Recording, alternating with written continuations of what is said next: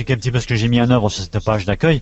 Donc j'ai fait en sorte que tout ce qui apparaît pour le jeune soit le concerne à 100%. Donc au niveau des actualités, j'ai la rigueur de toujours mettre à jour au niveau des mises en ligne les dates. Donc si vous regardez bien là, donc on a à l'heure actuelle 5 actualités qui concernent les jeunes que j'ai en formation.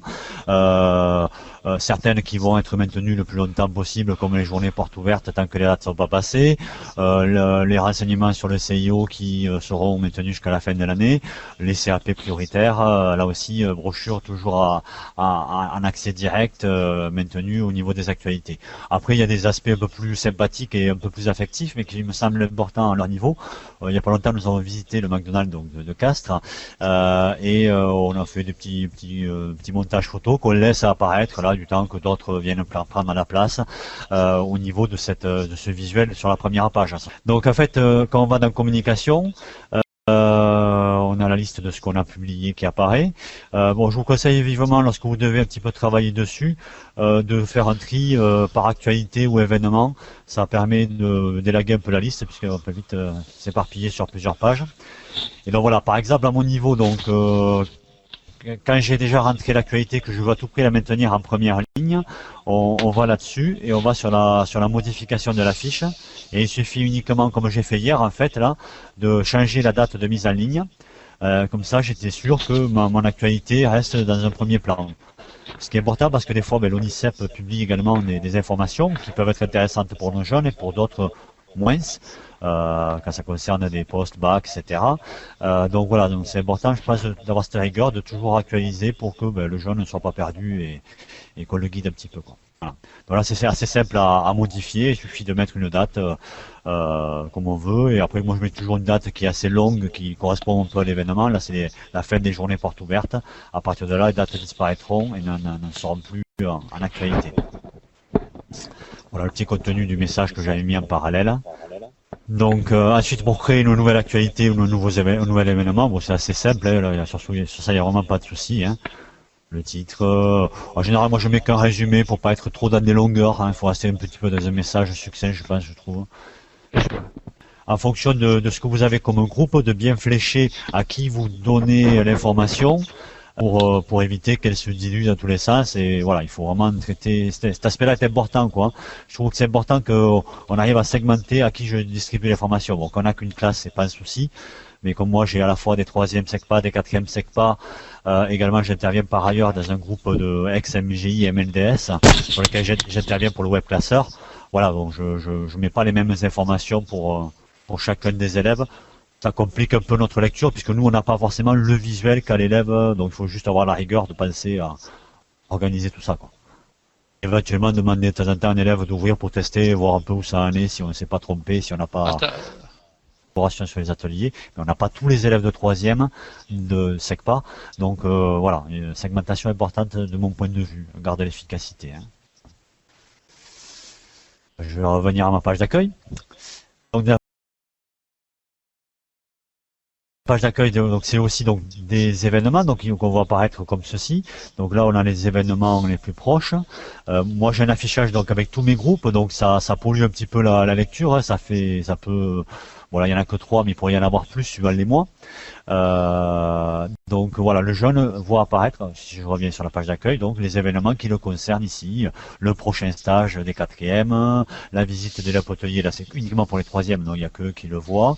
Et là-dessus on a pareil, au niveau du calendrier, les parties grises, faut apparaître le fait que il y a un événement qui concerne le jeune. Voilà. Voilà, donc c'est vrai que c'est une lecture qui est intéressante. Le jeune qui cherche un stage, l'information finalement, il peut avoir les dates s'il les a pas sous la main, il peut les avoir autrement. Là, on a testé pour la première fois l'usage du web classeur pendant leur présence en stage, puisque nous les premières périodes est assez longue, c'est 3 semaines, c'est une période dans laquelle on va préparer le dossier du CFG, donc à récupérer les informations pour qu'ils puissent le rédiger ensuite. Donc on a mis en place avec nos jeunes là de troisième le fait qu'ils devaient chaque semaine nous contacter et nous tenir au courant. Déjà, c'est bien démarré le stage simplement, déjà dire bonjour, voilà, je suis bien en stage, je suis content ou pas content. Et en fait, ça a été déjà intéressant parce qu'il y a eu deux trois questions de fonctionnement, d'incompréhension du jeune lors de son stage.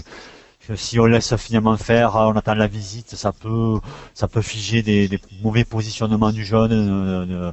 Et en fait, par ce biais-là, très spontanément, ils nous ont posé des questions qu'on a résolues, ne serait-ce qu'en échange avec eux ou par un contact dans la foulée de l'entreprise par téléphone.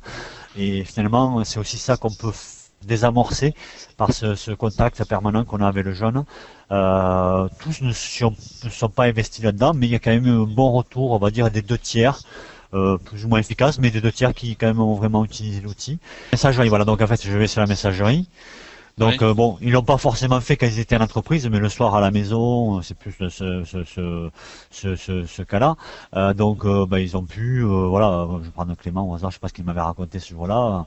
C'est bien déroulé, les soleils étaient au rendez-vous. Il y a ce côté, il y a aussi toujours une dimension très affective avec eux, mais qui est à la fois sympathique, mais qui leur permet de s'épanouir et d'être rassurés dans leur vécu, quoi.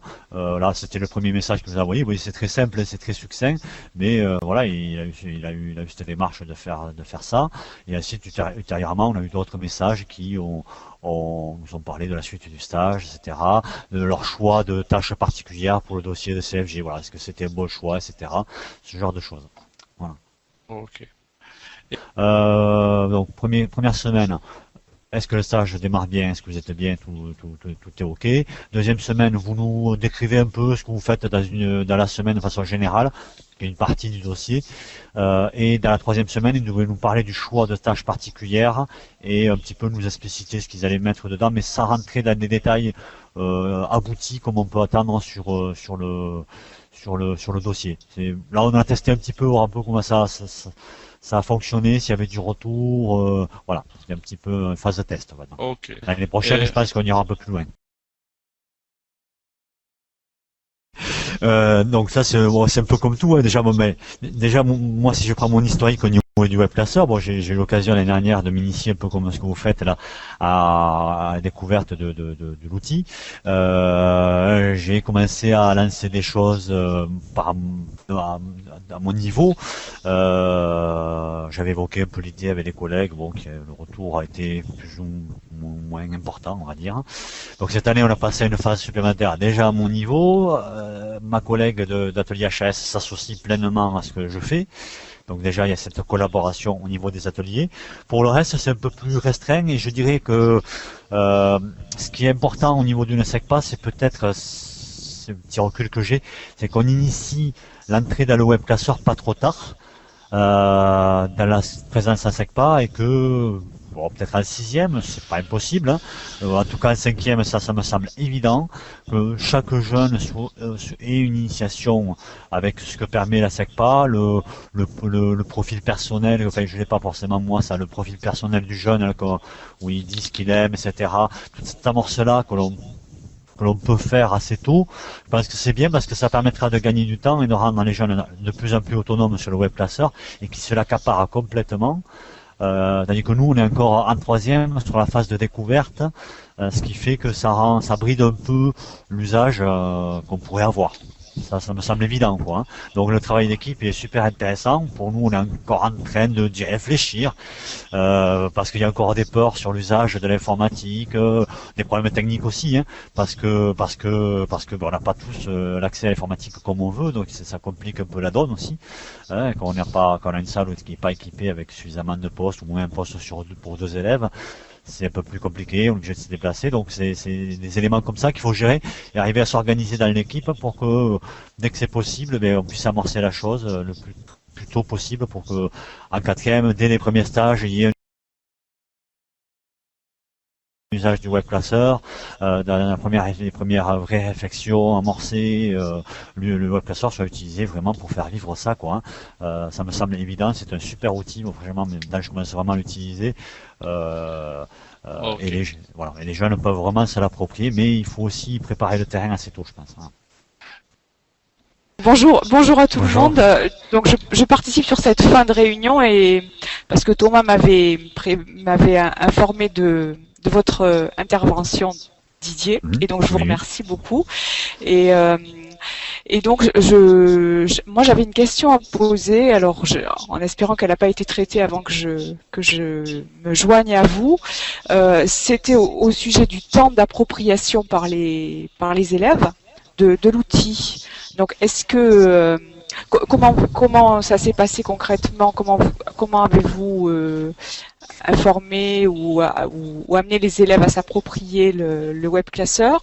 Et est-ce que ça a été compliqué pour eux? Et qu'est-ce qui était compliqué? Ou voilà, quel temps ça a mis pour eux de s'approprier l'outil? C'est vrai qu'à l'heure actuelle, et c'est un peu lié à ce que je décrivais auparavant, comme ces élèves-là n'ont pas été formés et préparés dans le temps, au fur et à mesure, à l'esprit web classeur, à toute la richesse de l'outil. J'ai essayé par rapport à notre besoin d'être dans l'efficacité. Donc, effectivement, avec eux, il y a le côté page d'entrée là qui est spécial, préparé pour eux et qui correspond, toutes les informations répondent à leurs besoins. Donc ils peuvent y aller pour récupérer une info, une date de journée porte ouverte, etc. Donc là, ils ne se perdent pas, c'est assez simple, il n'y a pas trop de soucis, on va dire.